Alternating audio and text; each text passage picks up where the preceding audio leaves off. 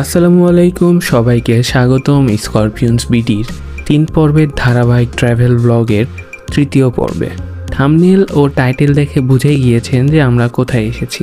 হ্যাঁ, আজ আমরা এসেছি রাজশাহীর সাফিনা পার্ক রিসর্টে।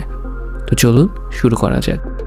সাফিনা পার্ক রিসর্ট আর অন্যান্য যেই থিম পার্কগুলো রয়েছে তার মধ্যে আমার বিশেষ কোনো পার্থক্য মনে হয়নি, কারণ অন্যান্য যেই থিম পার্কগুলোতেও যেই থিমে তৈরি হয়েছে এটিও ঠিক একইভাবে তৈরি হয়েছে। যেমন হচ্ছে পিকনিক স্পট, দেন বিভিন্ন রাইডস, দেন ওয়াটার পার্ক, দেন হচ্ছে ওয়াটার রাইডস, দেন আরও যেই সকল গতানুগতিক যেই ভ্যালি বা হচ্ছে যেই পার্কগুলোতে থাকে সেখানেই। হ্যাঁ, এখানে ডিফারেন্সটা হচ্ছে যে এখানে যেই থিমে তৈরি হয়েছে এই থিমটা হচ্ছে ডাইনোসরের উপর। আমার কাছে যতটুকু মনে হয়েছে সাবজেক্টগুলো রয়েছে সেগুলো মুভ করে, সেগুলো আস্তে আস্তে আপনারা দেখতেই পারবেন।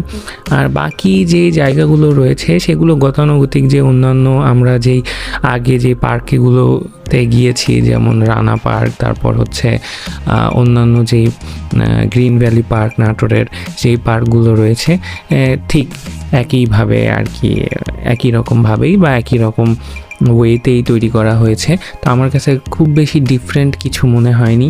হ্যাঁ, আলাদা লেগেছে যেই থিমে তৈরি হয়েছে সেগুলো মুভ করে, আর হচ্ছে এখানে বাম্পার রাইড অ্যাড করছে। সেই সাথে এখানকার যে ছোট্ট যে রিসর্টের যেই পার্টটুকু রয়েছে সেই রিসর্টগুলো কাঠের তৈরি মনে হয়েছে, মানে পুরনো ধাঁচের যেই ইয়াগুলো তৈরি বাড়িঘরগুলো ছিল ঠিক সেইভাবে, কিন্তু রিসর্টটাও খুব ছোট, মানে খুবই ছোট।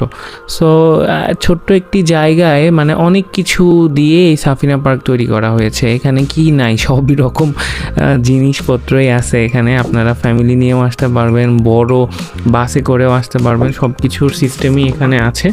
বাট ছোট্ট একটি জায়গায় সব কিছু দিয়ে আমার কাছে কেন জানি একটু মনে হয়েছে যে একটু গোজামিলের মতো মনে হয়েছে।